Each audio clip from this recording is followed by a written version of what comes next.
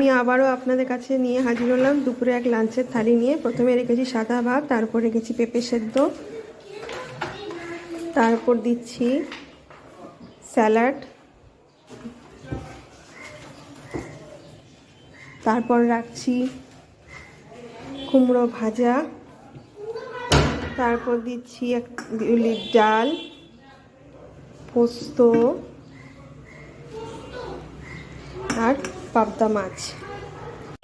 পাবদা মাছটা করা হয়েছে কালো জিরে ফোড়ন, শুকনো লঙ্কা, তেজপাতা ফোড়ন দিয়ে, আর টমেটো বাটা, জিরে গুঁড়ো, ধনে গুঁড়ো, সব রকম মশলা দিয়ে, ধনেপাতা দিয়ে পাবদা মাছের এই ঝাল বা রসাটা করা হয়েছে। আর পোস্ত করেছি, পটল, বিনস, গাজর, শিম, আলু এইসব দিয়ে আজকে পোস্তটা বানিয়েছি। বিউলির ডাল করতে তো সকলেই জানে, কী ফোড়ন দিতে আর বলতে হবে না, মৌরি আর আদা বাটা।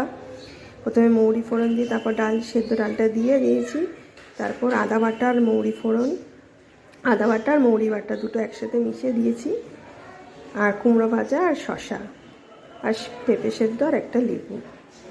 কেমন হয়েছে আজকে আমার দুপুরে লাঞ্চের থালি কমেন্টসে জানাবেন।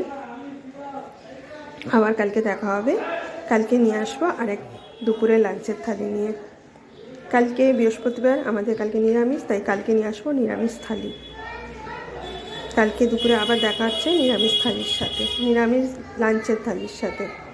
আয় খাবি, আয় ভাত বেড়ে দিয়েছি, খাবি আয়, এসো খেতে বসো।